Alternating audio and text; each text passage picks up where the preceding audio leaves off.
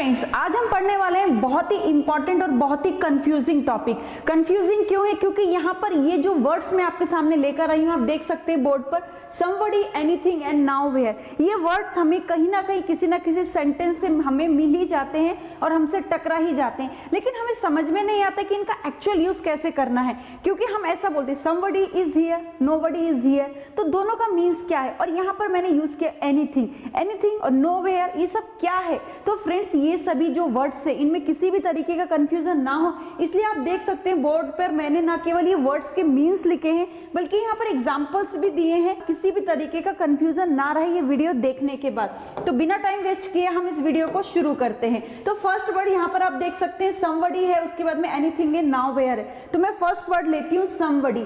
somebody का means क्या होता है? तो सबसे पहले somebody में से आप some को निकाल दीजिए। बॉडी में क्या बचता है? बी और डी बाय बॉडी। तो बॉडी यहाँ पर क्या है? बॉडी को आप ऐसा मान लीजिए कि इसका यूज पीपल के लिए किया जाता है, आप देख सकते हैं। तो somebody जहां पर भी आपको मिलेगा, आपको कहीं पर भी सेंटेंस में दिख जाए तो इसका मीन समझ लेना कि इसका यूज पीपल के लिए किया जा रहा है, ना कि किसी थिंग के लिए और ना ही किसी एनिमल के लिए। स्पेशली किसके लिए किया जाता है? ह्यूमन बीइंग्स के लिए। तो क्लियर हुआ somebody का यूज आपको कहां पे करना है।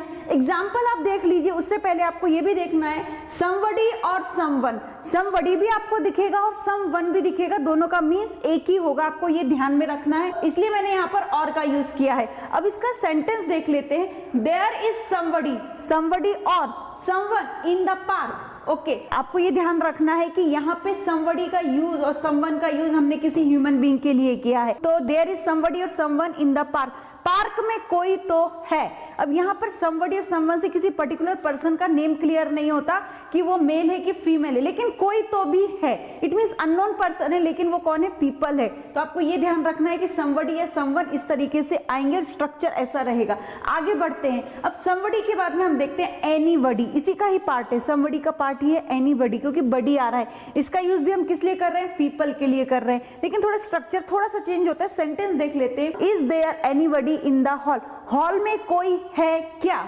हॉल में कोई है क्या? तो यहाँ पर आपको ये सोचना है कि यहाँ पर हमें एनी, तो यहाँ somebody और anybody में अंतर कैसे आता है? देयर इज somebody और someone in the park। Park में कोई है। ओके, तो यहाँ पे हमें डायरेक्ट पार्क में कोई है, लेकिन जब एनीबडी लिखा होगा तो वहां पे कैसे लगेगा? इज देयर एनीबडी और anyone in the hall. Hall में कोई है क्या? तो यहाँ पर दोनों का ही मीन्स सेम आ रहा है, किसी भी तरीके का अंतर नहीं है। कोई का यूज कर रहे हैं, इट मीन्स ह्यूमन बीइंग, हमें मालूम नहीं है लेकिन कोई ना कोई होगा ही। तो somebody हो गया, anybody हो गया। अब आते हैं nobody पर। nobody में भी बडी आ रहा है, इसका मतलब इसका यूज भी हम ह्यूमन बीइंग के लिए ही करेंगे। nobody या no one, इसी प्रकार से anybody या anyone। एग्जाम्पल देख लीजिए। देयर इज nobody और no one in the room। Room में कोई भी नहीं है। इट मीन्स कौन? कोई भी नहीं है से मतलब क्या है? कि ह्यूमन बीइंग, वो मेल है कि फीमेल है, वी डोंट नो, बट यहाँ पर हमने बोल दिया कि देयर इज nobody और no one in the room। तो आपको क्लियरली क्या समझ में आ रहा है कि somebody, anybody, nobody या someone, anyone और no one कुछ भी हो सकता है। इसका यूज आप किसी पर्टिकुलर पीपल के लिए ना करके एक ग्रुप ऑफ पीपल के लिए करते हैं। यहाँ पे ये समझ में नहीं आता, हमें जेंडर हमें समझ में नहीं आता है। जब हम श्योर नहीं होते हैं तब हम somebody, nobody और anyone का यूज कर सकते हैं, लेकिन इनका यूज हम किसके लिए करेंगे? आपको यही ध्यान रखना है, पीपल के लिए करेंगे। आगे चलते हैं। आगे आता है हमारा नेक्स्ट एनीथिंग।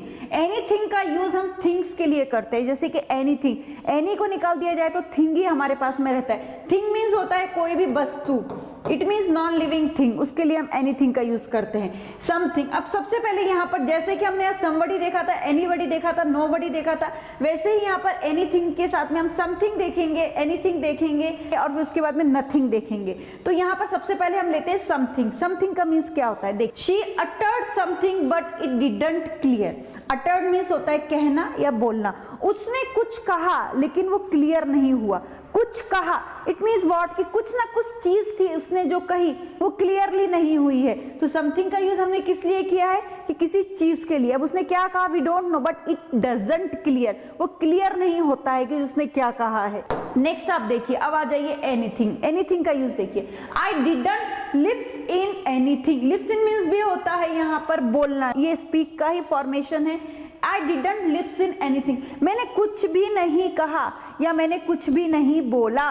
तो वहां पर क्या था, वहां भी कुछ भी था, यहां पर भी कुछ भी है। नेक्स्ट देखिए nothing, what do you mean, तुम्हारा मतलब क्या है, नथिंग कुछ भी नहीं, तुम्हारा मतलब क्या है, कुछ भी नहीं। तो यहाँ पर आपको समझ में क्या आ रहा है, ये सभी एक दूसरे के क्या है, सिनोनिमस हैं। आप एक बार फिर से यहाँ पर देख सकते हैं, समथिंग, एनीथिंग और नथिंग, ये तीनों ही एक दूसरे के क्या हो जाते हैं, सिनोनिमस हो जाते हैं। लेकिन नथिंग का मीन्स थोड़ा सा अलग होता है इन कंपैरिजन एनीथिंग और समथिंग के।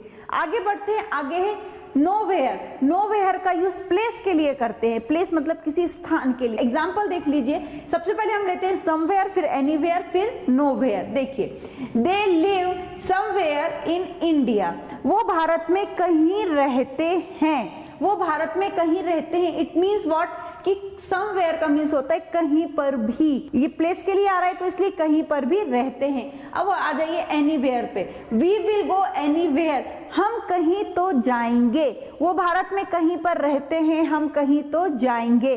दोनों का मतलब एक ही है, लेकिन कंफ्यूज कर देते हैं हमें ये सेंटेंस। आगे देखिए, nowhere, I don't want to go nowhere, मैं कहीं पर भी नहीं जाना चाहता हूँ या मैं कहीं पर भी नहीं जाना चाहती हूँ। ये जो स्ट्रक्चर है आपका समबडी का, एनीथिंग का और नोवेयर का, ये स्ट्रक्चर बहुत ही कंफ्यूजिंग होता है। और लेकिन इसके यदि हम पार्ट्स करके समझते हैं, जैसे कि मैंने आपको समझाया है, तो आपके सभी डाउट्स क्लियर हो जाएंगे। अब आपको डिफरेंशिएट करना आ जाएगा, समबडी हो, एनीबडी हो, एक ही मतलब है। नोबडी का मीन्स अलग हो जाता है। उसी प्रकार से एनीथिंग में समथिंग हो, आगे जाकर आप देख सकते हैं एनीथिंग हो, एक ही मीन्स होता है, नथिंग का मीन्स अलग हो जाता है क्योंकि निगेटिव वे में आता है। नोवेयर में देखते हैं समवेयर हो, एनीवेयर हो, एक ही मीन्स हो जाता है, नोवेयर का मीन्स अलग हो जाता है।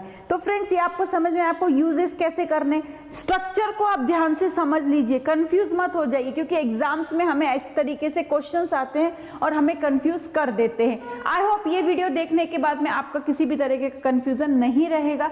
If you like this video, please like, share, subscribe and comment also. Thank you very much.